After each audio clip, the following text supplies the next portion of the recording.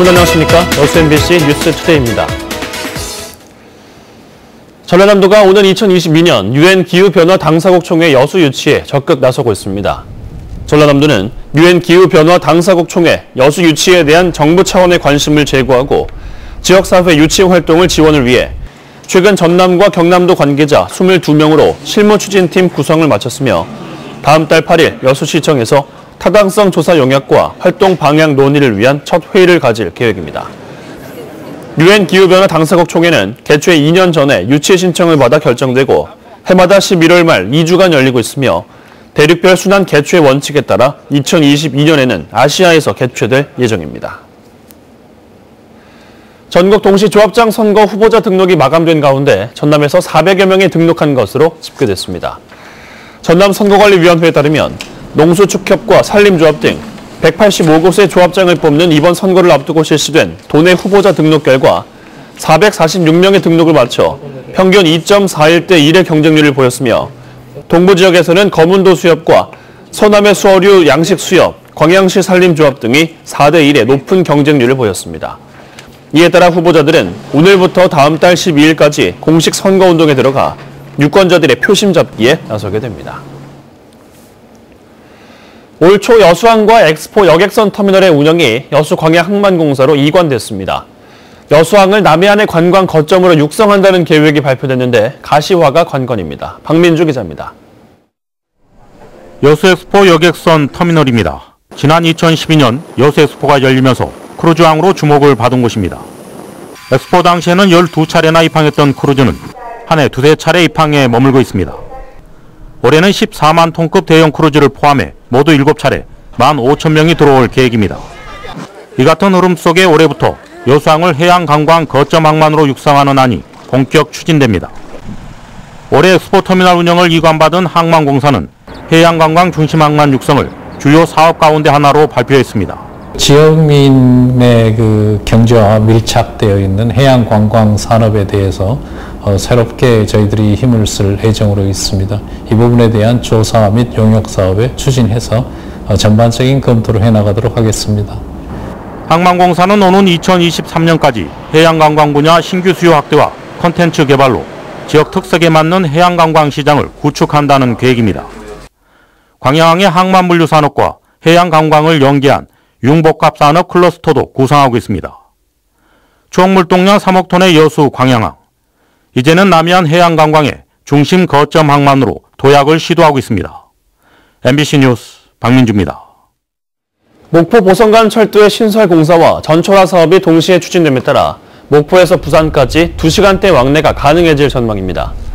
전라남도는 최근 단선으로 건설 중인 목포 보성간 철도 공사를 전철화로 변경해달라고 정부에 요청한 결과 정부가 사업계획 적정성을 재검토하기로 했으며 국토교통부와 KDI, 철도시설공단이 전철화에 필요한 변전소를 현장 확인하는 등 올 상반기 안에 전철화 계획이 확정될 것으로 예상된다고 밝혔습니다.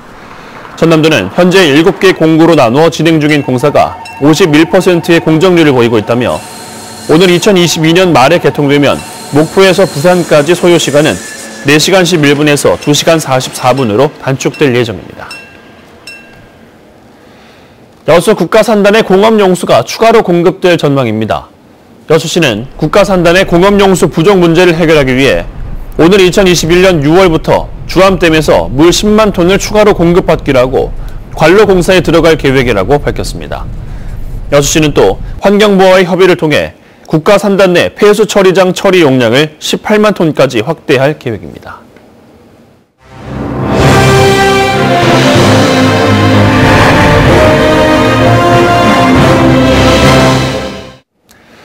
네, 3.1운동 100주년 기획 보도 시간. 오늘은 지역 독립운동가 발굴과 이에 따른 선양 사업에 대해 알아보겠습니다.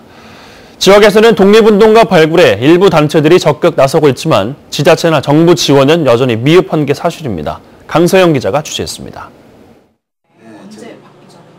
윤영숙 열사의 후손으로 2003년부터 독립운동가 발굴 사업에 힘써온 윤치용 씨.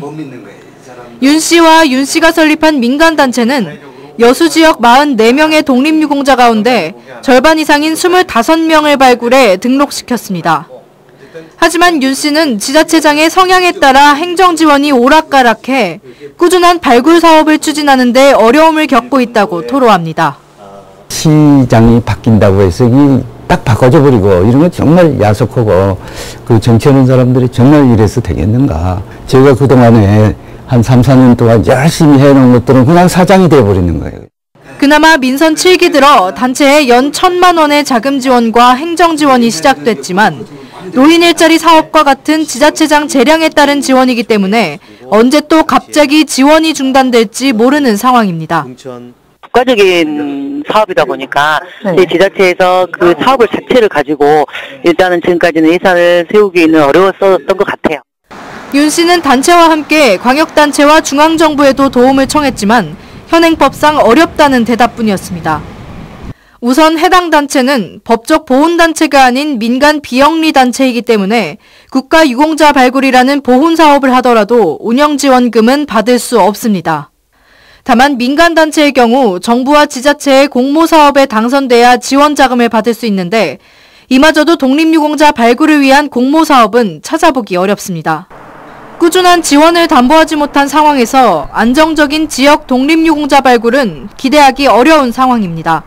기존에 신청하지 않았던 분들에 대해서도 더 발굴을 해서 신청을 할 수가 있는 사업을 계속 해야 되는데 그 사업을 위해서는 아무래도 행정적인, 재정적인 시의 지원이 필요한 일이죠, 이게. 3.1운동 100주년을 맞아 정부는 여성과 학생 등 소외된 독립유공자 발굴 사업에 박차를 가하겠다고 밝혔습니다. 중앙으로부터 소외되기 쉬운 지역의 독립유공자들을 꾸준히 발굴할 대책이 필요해 보입니다. MBC 뉴스 강소영입니다.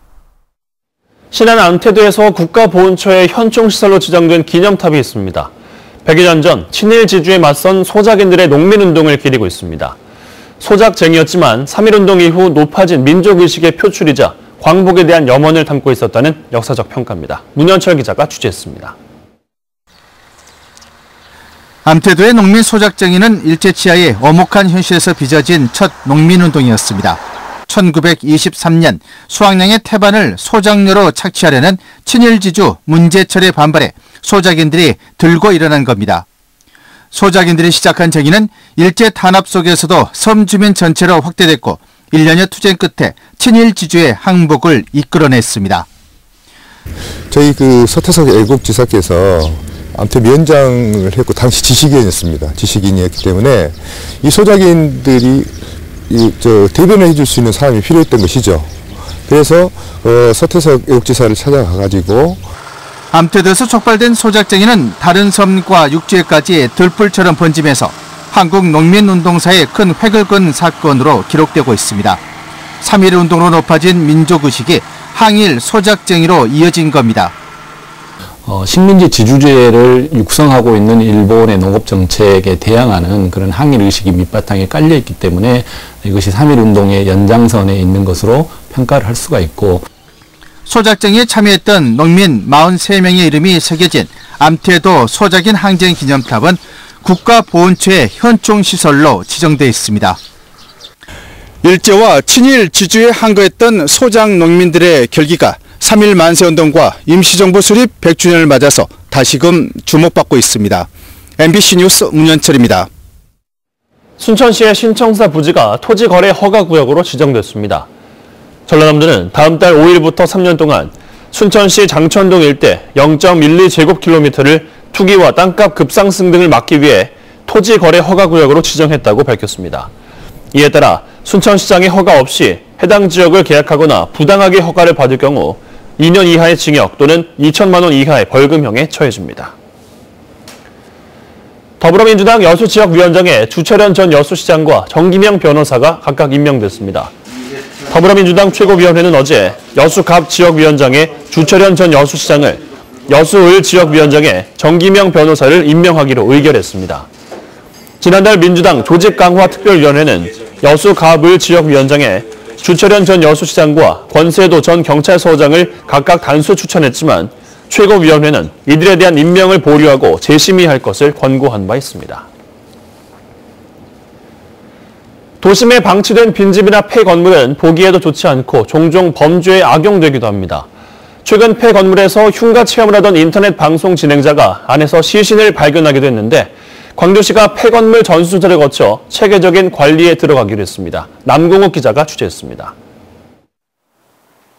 1950년대 지어진 이 건물은 2007년까지 고아원과 양로원으로 사용됐습니다. 10년 넘게 방치된 이 건물에서 지난 13일 시신이 발견됐습니다.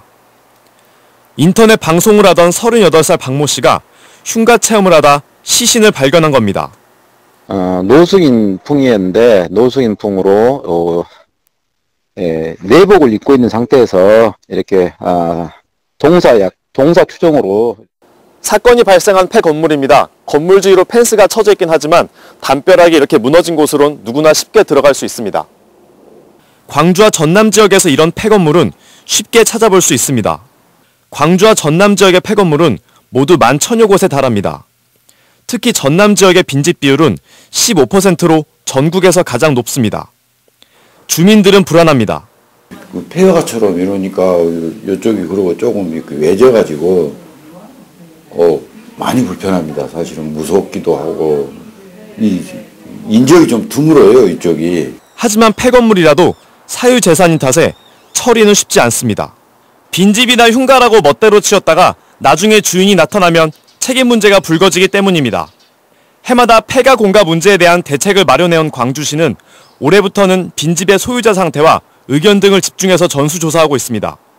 빈집 소유자의 빈집 처리 방안 등에 대한 의견을 취합하고 안전 상태 등을 점검해 정비 계획을 세울 예정입니다.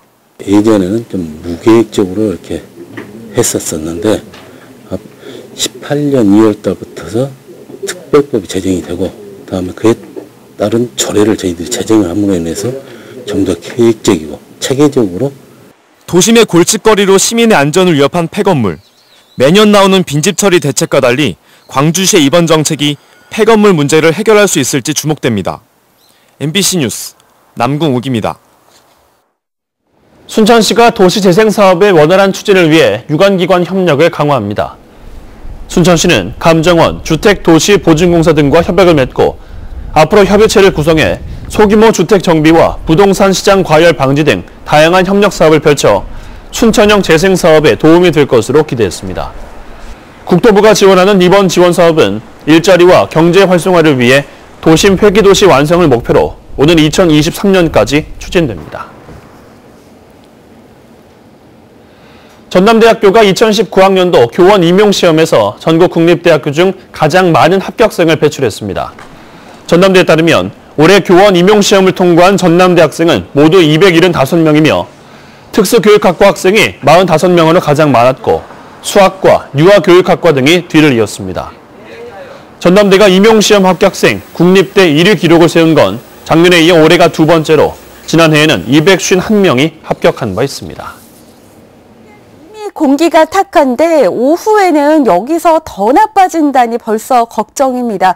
특히 밤사이 비가 내린 충청과 남부 내륙을 중심으로는 가시거리가 현재 100m 안팎까지 좁혀져 있으니까요. 짙은 안개도 조심하셔야겠습니다. 지금 지도에 붉은색으로 표시된 게 다 미세먼지입니다. 오늘 낮부터는 차츰 이 고농도 스모그가 서풍을 타고 우리나라에 본격적으로 유입이 되겠는데요. 특히 오후에는 전국에서 매우 나쁨 단계까지 치솟을 가능성이 있겠고요. 내일은 공기질이 더 악화될 것으로 우려가 됩니다. 현재 기온은 서울과 전주 2도로 전국이 어제보다 살짝 낮게 시작을 하고 있는데요. 한낮 기온은 서울 12도, 남부지방은 14도 안팎까지 오르겠습니다. 다가오는 주말에는 또 한 차례 남부지방 중심으로 봄비가 내리겠습니다. 날씨였습니다.